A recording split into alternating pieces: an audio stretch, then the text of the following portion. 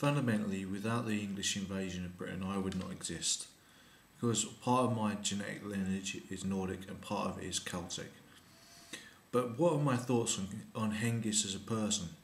Hengist and Horsa were the founding fathers of England, and yet most people do not have a clue who these people were. And yet, from the evidence that I've seen, there is simply a balance in my mind, or rather, I am in two minds on Hengist and Horsa. By modern standards, he would be a war criminal. He destroyed cities, he destroyed libraries, but all of this was predicated on your particular view of the point about whether his daughter was raped or not. From the Welsh view, they've always said it was a lie. But considering the role of women in Anglo-Saxon society, it is possible that this was all made by Hengist as a trap. Because women in Anglo-Saxon society were often what we would call now the espionage branch of a militaristic ethos, whereas the men did the unconventional, unthinking work of, as women would say, of doing the battles. They collected the information, and often they were poisonous. There's often a tradition in Anglo-Saxon England of women being poisonous. And so they were the espionage branch of the Anglo-Saxon society. They were also the women who were also the healers, the medicine women. In Anglo-Saxon poems, they talk a lot about the cunning women. Right, cunning comes from the word to heal. Right, so it's quite possible that Hengist's daughter was used as a pawn in the game, or that she led Vortigern on, or that Vortigern did actually rape her. In a sense, it doesn't really matter, because what Hengist said was that was what happened, and that's what everyone believed.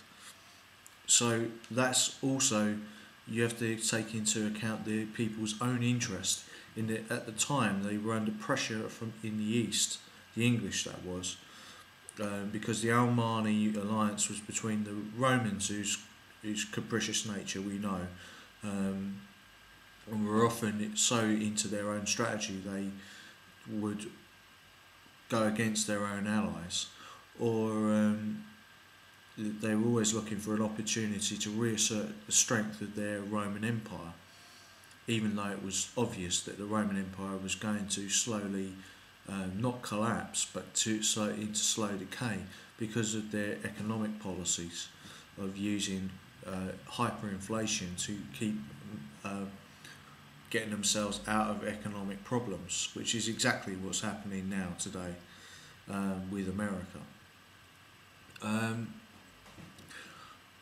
There's the Huns originally came from China, northwest China. That's where the Germanic people originated from. It is believed now from historical and archaeological finds of mummies and chariots and people who have been buried with grave goods. The Chinese are not keen to note this, but it's key to our story of the invasion of Britain by the English, because the English were Nordic people, but Hengist obviously would use any mercenaries he could, because he was a mercenary himself. He was elected to that post by his fellow mercenaries, and so for the first point that he after the burning of Finnsburg and the slaying of Finn, who was a Frisian king, there came a period where he was looking for another opportunity to gain more territory, more land. He was acting like a corporate boss in that sense, a corporate mercenary boss, but like a private contractor today. And he found Vortigern, who was either overly aggressive, or in that he obviously was so arrogant that he thought he could do whatever he wanted to Hengist's family, or he was so stupid as to be used as a putz, you know, a mug, to be taken in by Hengist. And there's a lot of evidence to suggest that Arthur, the tale of Arthur, is a way of trying to rebrand Vortigern as a hero, but obviously he's the arch enemy within even England or Welsh folklore, because he allowed the arch traitor, because he allowed the English from the Welsh point of view into Britain. Now, my ancestors, being Celtic on one side, and were the victims of the English invasion. They were the victims of apartheid, slavery, the destruction of libraries, the destruction of cities. And on the other side of my genetic lineage is the Nordic people who did that. So it is it did that to the Welsh people.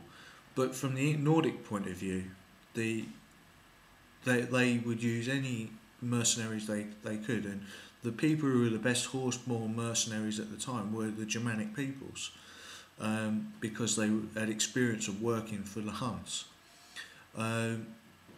This meant that the English really, as shipborne infantry, the Nordic people who were shipborne infantry, didn't really have an answer to the equestrian culture of the Welsh, who had been experienced from the later Roman way of fighting, and they used the checkerboard system of fighting as infantry, which wasn't as good as the shield wall system that the Nordic people, the English who were a part of the Nordic people, used, because the shield wall was a combined arms system where the first row of men were using swords, then there were archers behind to pick off certain key leaders in the enemy, and then axes, and then the actual word angle,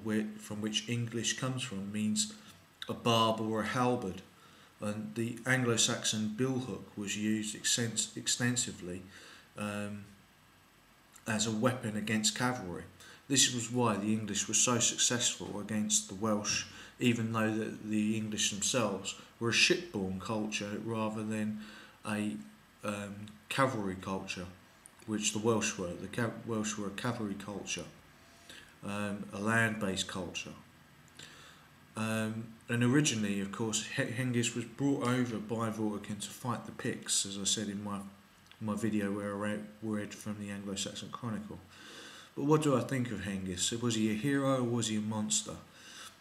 In my opinion, he was both. He was both a hero to the English people because he saved them from being utterly destroyed within Britain, because of course Vortigern burned the settlement at Crayford in the first battle, which was a decisive victory for him, although he was only fighting women and children. In the second battle of Crayford, it was a decisive victory for Hengist, and caused the destruction of the bulk of Vortigern's army, even though Hengist was outnumbered by about 1,000 men. It wasn't exactly the greatest military victory in the history of the world, but we were still outnumbered. In the wider context of Europe, it made the English for the first time a major power, because the English now had a territory far larger than the small portion of land that they had at the neck of Denmark, which was called England. And you can see that the English moved to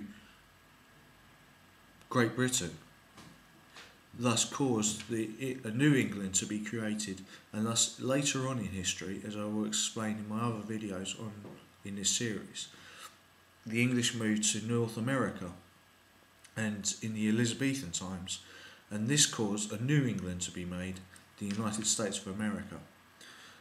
The true common law or rights of Englishmen would thus be entrenched in a new invented constitution by Thomas Paine.